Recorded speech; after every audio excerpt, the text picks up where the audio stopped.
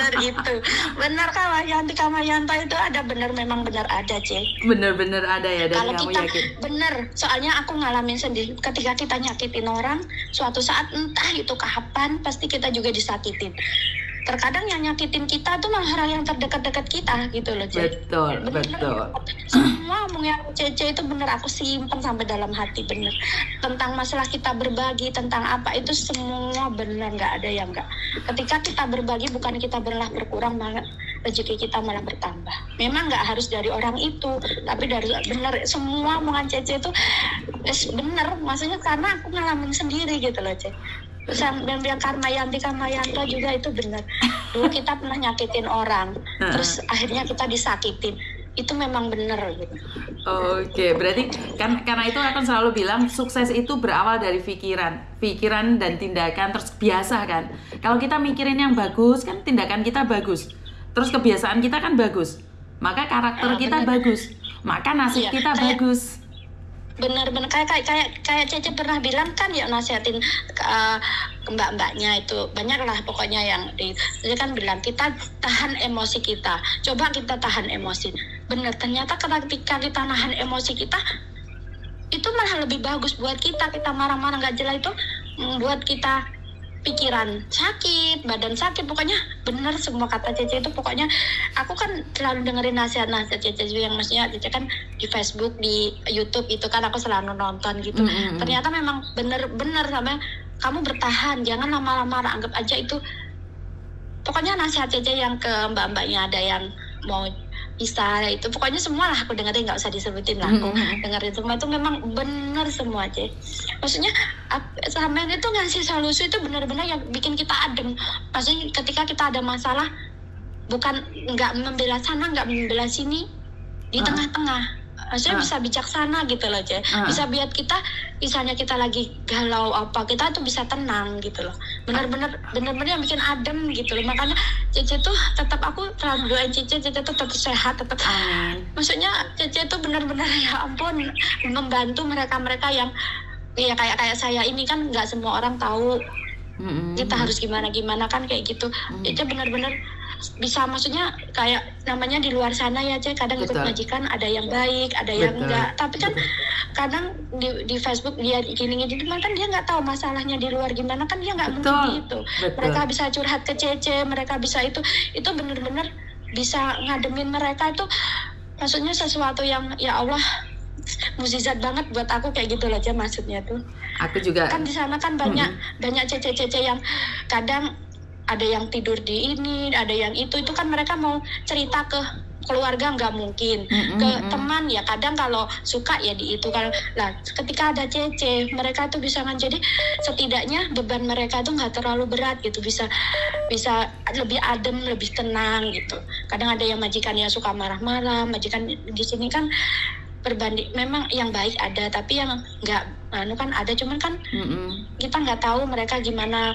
Maksudnya kadang orang memvonis dia, kenapa kamu harus gini, dia kan nggak tahu apa yang dia alamin, dia kan nggak tahu. Betul. Dia cuma dengar cerita aja, dia nggak ngalamin. Ketika dia ngalamin masalah seperti dia bisa nggak, itu kan dia sendiri kadang nggak pernah. Kadang yang komen-komen, aku kadang lihat komen-komen anaknya, kenapa harus gini, kenapa dia kan menghakimin orang, dia tuh nggak tahu sih dia di posisi dia itu beratnya gimana, dia nggak ngerasain, karena jadi dia bisa ngomong seenaknya, maksudnya karena dia nggak ngerasain apa yang orang lain rasain gitu loh. Kadang aku lihat komen-komennya, ya Allah kenapa orang-orang kenapa kayak gitu, padahal mereka tuh sebenarnya kalau dia ada di posisi mereka, apakah dia bisa ngalamin kayak gitu kan belum tentu gitu. Betul. Semua itu harus kesabaran penuh, kekuatan kesabaran harus penuh. Jadi cuman kan sampean nasihat itu selalu bikin adem, benar bikin adem. Maksudnya ketika orang itu bukannya ketika kita ada masalah bukan malah memperkeruh, lebih adem, lebih pokoknya the best orangnya. Aku nggak bisa ngomong, dan seneng banget aku, ya Allah seneng banget. Intinya pokoknya satu hal, jangan pernah khawatir, karena saya adalah salah satu keluarga kalian yang ada di Hongkong sini. Kapanpun kalian butuh bantuan saya, selagi saya ada waktu, saya akan membantu kalian. Jadi nggak perlu khawatir, siapapun itu. Iya, sekarang ada Cece tuh pokoknya membantu banget lah buat kita yang maksudnya kayak yang lagi ada masalah, yang lagi apa nggak tahu harus gimana, nggak tahu itu. pokoknya benar-benar membantu banget Cece itu. Maksudnya bener, ya Allah pokoknya sehat selalu buat Cece sama keluarga Cece, pokoknya rezeki selalu mengalir. Aku nggak bisa ngomong lagi, aku sih sampai nangis aja Cece. Nggak usah nangis, bisa tidur terus bisa makan ya. Sukses selalu buat Iya. kamu, saya tunggu berita terbaru. Jadi kalau kamu pingin Iya, anakmu makasih, sekolah di Cece. mana, kamu ngomong biar tak cariin di internet, biar Koko yang bantu kamu. Jadi saat interview pun kalau kamu butuh pendamping, biar Koko Thomas yang mendampingi. Iya, makasih ya Cece, Ya, makasih oke. banyak. Sama-sama sayang. Oke, sukses selalu ya, sabar ya. Iya. Oke, Makasih ya Cece. oke, bye-bye. Oke, kenapa sih saya melakukan dengan sukarela memberikan tangan bantuan pada kalian? Karena saya sebagai orang Indonesia yang dipercaya kebetulan memiliki KTP Hong Kong. Dulu saya pernah bertekad untuk memberikan kekuatan dan bantuan pada siapapun yang membutuhkan. Kenapa saya kadang-kadang rela membiarkan diri saya masuk dalam kehidupan kalian? Bahkan kesedihan kalian tuh saya bisa merasakan, karena dulu saya memang tujuannya satu. Saya waktu itu proses visanya nggak mudah ya, waktu untuk jadi orang Hong Kong sini tidak mudah sekali, butuh menguras energi, menguras emosi, menguras segalanya. Dan saya bilang sama Tuhan, bukan saya ingin mengatur Tuhan, tapi saya bilang sama Tuhan, Tuhan, jika saya bisa memiliki KTP Hong Kong permanen dan saya bisa mengabdi diri saya pada orang-orang yang membutuhkan. Orang-orang yang membutuhkan mungkin tidaklah banyak. Orang-orang yang menginginkan bantuan saya mungkin tidak banyak, tapi saya sendiri berjanji akan mengabdikan diri saya pada pada orang yang membutuhkan.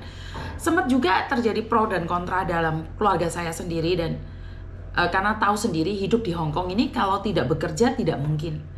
Jadi apalagi dulu saya adalah seorang janda ya, jadi saya harus menguras tenaga, menguras energi, bahkan membangun bisnis sendiri di Macau, hingga pindah lagi Hong Kong, Macau, Korea, bahkan waktu itu saya sempat berpikir untuk ke Taiwan. Jadi dari situ tujuan saya ambiar, terus saya masih belum mendapatkan. Saya sempat membantu orang-orang yang ada di Macau dan di Hong Kong. Pertama kali penampungan saya di Macau adalah menampung orang-orang yang dibuang, yang dibohongin oleh para calo-calo dan sponsor, akhirnya tidurnya keleleran di Macau. Dari situlah awal saya membuka boarding house gratis di Macau, dan pada akhirnya saya memiliki bisnis yang besar.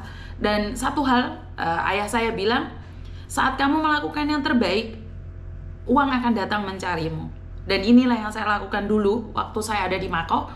Saya buka boarding house di mana gratis buat siapa aja, sampai akhirnya nama saya terkenal dan saya bisa punya boarding house yang begitu banyak dan dihuni oleh begitu banyak orang. Walaupun dengan kurang lebih ada yang membenci saya, ada yang tidak suka saya dalam hal ini.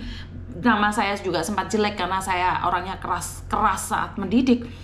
Dan dari situlah saya berpikir, setelah saya melakukan kebaikan, banyak orang yang tetap menghakimi saya, membuli saya, menyakitin saya. Akhirnya saya lelah, capek, saya tidak bekerja di agent secara total, dan akhirnya saya lebih memilih kerja di restoran. Dan pada akhirnya saat bekerja di restoran, mungkin ini adalah panggilan dari Tuhan juga, terjadilah COVID yang membuat saya tidak bekerja hampir setengah tahun sampai 1 tahun, antara bekerja dan tidak, bekerja dan tidak. Jadi setelah kejadian COVID itu saya nganggur 1 tahun. Dari situ saya bekerja di Bandung, di salah satu agent di Hong Kong yang menurut saya adalah agent besar dan sangat bagus sekali. Tapi mungkin karena saya tidak ingin merugikan perusahaan saya, karena perusahaan saya adalah perusahaan besar dan perusahaannya nggak mungkin dong membuka seperti charity, apa sih namanya, non-profit itu, karena agent adalah berbasis bisnis. Jadi dari situ saya selalu membantu orang lain di mana yang tidak ada hubungan dengan perusahaan saya. Jadi ini sungguh tidak adil buat perusahaan saya, di mana saya mengambil gaji dari perusahaan, tapi di sisi lain saya selalu menolong orang lain. Setelah 1 bulan 2 bulan saya berpikir saya mengundurkan diri dari perusahaan, tapi sebenarnya saya ingin mengundurkan cuma 2 bulan saja ya. Saya akan kembali lagi setelah 2 bulan, perkiraan bulan Maret saya akan kembali lagi. Tapi setelah saya pikir-pikir, dengan menjadi seperti saya hari ini, dengan tanpa label agent, tanpa tanpa ada embel-embel, saya bergeraknya ternyata lebih leluasa. Dan kapanpun saya mau angkat telepon, dimanapun dan bagaimanapun, tidak akan ada yang membatasin. Dari situlah saya bilang sama perusahaan bahwa saya tidak bisa melanjutkan pekerjaan saya. Jadi banyak hal yang menanyakan bahwa apakah perusahaan saya bermasalah atau saya bermasalah. Di sini saya tegaskan bahwa tidak ada yang salah dalam hal ini. Mungkin saya mengambil keputusan ini untuk lebih freedom. Kayak hari ini saya ada di rumah dan nyantai. Anak saya juga tidak bekerja karena anak saya punya jiwa sosial yang bisa saya turunkan ke dia. Dan dia bilang, "Mami, kan kamu nggak bisa bahasa Mandarin. Mami, kamu kan bahasanya nggak bagus. Apalagi kan dalam tulisan kan kamu nggak bisa." Ya udah, aku akan ikut. Dan syukur alhamdulillah anak saya juga buka YouTube dan peminatnya juga banyak. Karena memang target saya adalah anak saya bukan ikut jejak saya, sama style dengan saya, dia mengikuti jejak dia. Kenapa saya bilang kamu bisa berbahasa Kantonis, tolong jelaskan sama majikan seperti ini, seperti itu. Kenapa mbaknya tadi waktu bilang mau buat KTP atau apapun, kenapa aku nyuruh dia, biar dia juga belajar. Sekali lagi anak saya itu dalam tahap belajar. Jadi banyak hal yang dia tidak pahami, jadi saya minta maaf kalau banyak hal yang tidak bisa dia mengerti. Karena di dunia persilatan ini dia masih baru, jadi mudah sekali dia ketendang, kasaran orang ngomong. Jadi saya minta bantuannya untuk nge-share, nge-like punyanya dia, karena saat Anda nge-share, nge-like punyanya dia, itu adalah target saya adalah kemajikan. Ya banyak orang yang menertawakan dia dari bahasa dia yang tidak bagus, dari bahasa dia yang tidak benar, dari kata-kata R yang sering kepreset, dari kata-kata air menjadi air, daripada pinter menjadi pinteng, dari kata-kata pacaran menjadi pancalan, itu adalah logat ya mbak ya. Saya minta dimaklumin, memang itu sangat lucu bagi kita. Tapi pernahkah kita berpikir saat kita berbahasa Kantonis itu juga sangat lucu menurut dia. Jadi saat orang lain melihat sesuatu yang paling lucu itu, kita kadang-kadang tepuk dada tanya selera. Sebenarnya kita juga pernah ditertawakan orang lain. Karena itu butuh bantuan dari kalian, butuh dukungan dari kalian untuk menyepot anak saya agar anak saya juga mau berjalan, bahkan dia lebih lincah dari saya. Sekali lagi dengan umur dia yang cuma 20 tahunan lebih, itu bisa membantu dia untuk lebih semangat lagi. Kan beda sama maminya.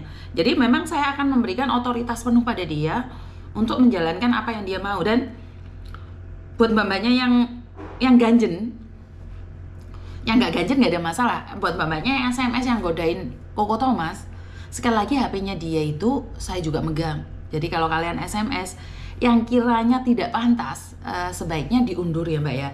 Jadi saya sebagai wanita Indonesia dan sampean sebagai wanita Indonesia, saya tidak ingin ada cap jelek di mata dia. Jadi apakah itu tidak boleh Miss Yuni? Tidak, saya tidak pernah mengatakan tidak boleh. Kalian boleh kapanpun SMS anak saya, itu hak kalian. Tapi jangan yang membawa aura-aura menggoda. Ya siapa tahu anak saya menggoda, tapi batasin. Kasih tahu sama Koko Thomas. Koko Thomas, ingat mami mau ngomong apa? Tujuan kamu adalah menolong orang. Ingat, banyak orang menolong orang tapi berkedok saja. Dia mengharapkan imbalan. Dan ingat, jika anak-anak saya mengharapkan imbalan dari kalian, anak saya meminta kalian memberikan sesuatu balik pada kalian, kalian secepatnya kasih tahu saya. Karena saya sudah bilang sama anak saya, kita bekerja di sini, banyak orang yang meragukan kekuatan kita. Banyak orang bilang bahwa kita mengambil keuntungan itu tidak ada masalah. Yang penting kalian tahu bahwa kami melakukan ini dari lubuk hati kami yang paling dalam. Kita membantu kalian dan syukur alhamdulillah dari situlah Tuhan bekerja dan memberikan rezeki itu pada kita. Dan memang hasilnya adalah dari YouTube. Jadi saya sedang mengajarin anak saya bagaimana sih menolong orang agar kita tidak menyusahkan orang dan tidak meminta uang dari orang, tapi kita mendapatkan uang dari usaha keras kita. Dan syukur alhamdulillah dengan dukungan tim saya, Mas Sandro. Ya tim saya cuma Mas Sandro saja ya, bukan tim ya, admin ya. Jadi saya sangat berterima kasih sekali. Kurang lebihnya saya minta maaf, dan tidak ada gading yang tidak retak. Begitu juga dengan kata-kata saya, mungkin ada yang menyakitkan dan tidak menyenangkan. Dan wassalamualaikum warahmatullahi wabarakatuh. Berkat Tuhan mengalir atas hidup kita semua. Semoga semua makhluk hidup bahagia dan bye-bye.